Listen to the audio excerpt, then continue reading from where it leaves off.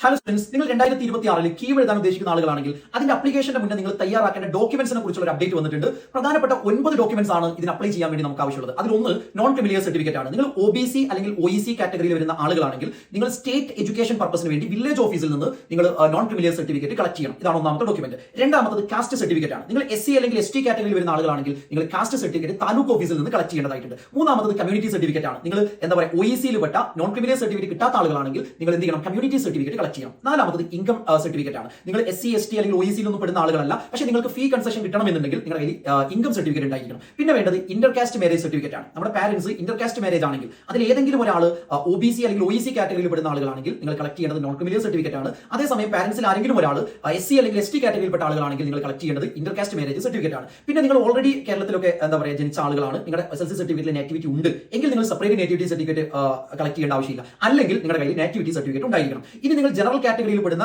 EWS വരുന്ന ആളുകളാണെങ്കിൽ അതിന്റെ സർട്ടിഫിക്കറ്റ് നിങ്ങളുടെ കയ്യിൽ ഉണ്ടായിരിക്കേണ്ടതുണ്ട്. പിന്നെ നിങ്ങൾ പ്രൈവറ്റ് കോളേജിലൊക്കെ അഡ്മിഷൻ നോക്കേണ്ടി വരുന്ന സിറ്റുവേഷൻ വന്നു കഴിഞ്ഞാൽ അവിടെ നിങ്ങൾ മുസ്ലിം അല്ലെങ്കിൽ ക്രിസ്ത്യൻ മൈനോറിറ്റിയിൽ വരുന്ന ആളുകളാണെങ്കിൽ ആ മൈനോറിറ്റി സർട്ടിഫിക്കറ്റ് കൂടെ അല്ലെങ്കിൽ കമ്മ്യൂണിറ്റി സർട്ടിഫിക്കറ്റ് കൂടെ നമ്മുടെ കയ്യിൽ ഉണ്ടായിരിക്കേണ്ടതുണ്ട്. പിന്നെ നിങ്ങൾ NRI സീറ്റ് ഒക്കെ നോക്കുന്ന ആളുകളാണെങ്കിൽ NRIs ആണെന്ന് തെളിയിക്കേണ്ട പാസ്പോർട്ട്, വിസ, അതേപോലെ എംപ്ലോയ്മെന്റ് സർട്ടിഫിക്കറ്റ്, നിങ്ങളുടെ റിലേഷൻ സൂചിപ്പിക്കുന്ന സർട്ടിഫിക്കറ്റ്, ഇത്തരത്തിലുള്ള ഡോക്യുമെന്റ്സ് കൂടെ ഉണ്ടെങ്കിൽ നമ്മുടെ കീമിന്റെ എല്ലാ ഡോക്യുമെന്റ്സും ആയി എന്നുള്ളതാണ്. അപ്പോൾ നിങ്ങൾ ഏത് കാറ്റഗറിയിലാണ് വരുന്നത് നോക്കുക, നിങ്ങൾക്ക് വേണ്ട സർട്ടിഫിക്കറ്റ് ഏതൊക്കെയാണെന്ന് ലിസ്റ്റ് ചെയ്യുക. വെക്കേഷന്റെ സമയമാണ്, ഈ വെക്കേഷന്റെ സമയത്ത് തന്നെ ആവശ്യമുള്ള സർട്ടിഫിക്കറ്റ് ഒക്കെ റെഡിയാക്കി വെക്കുക എന്നുള്ളതാണ്. അവസാനത്തെ സമയത്തിലേക്ക് നിങ്ങൾ മാറ്റി വെച്ച് കഴിഞ്ഞാൽ ആവശ്യത്തിനുള്ള പ്രധാനപ്പെട്ട സർട്ടിഫിക്കറ്റ് കിട്ടാത്ത സിറ്റുവേഷൻസ് ഒക്കെ വരും. അപ്പോൾ ഇത് നിങ്ങൾ പ്രത്യേകം ശ്രദ്ധിക്കുക. ഇനി കീമുമായി ബന്ധപ്പെട്ട കംപ്ലീറ്റ് നോട്ടിഫിക്കേഷൻസ് ഞാൻ ഇതിലൂടെ നിങ്ങൾ അറിയിക്കും. ഫോളോ ചെയ്യുക. കീം എഴുതാൻ ഉദ്ദേശിക്കുന്ന നിങ്ങളുടെ മുഴുവൻ ഫ്രണ്ട്സിന് അയച്ചു കൊടുക്കുക. Okay, by.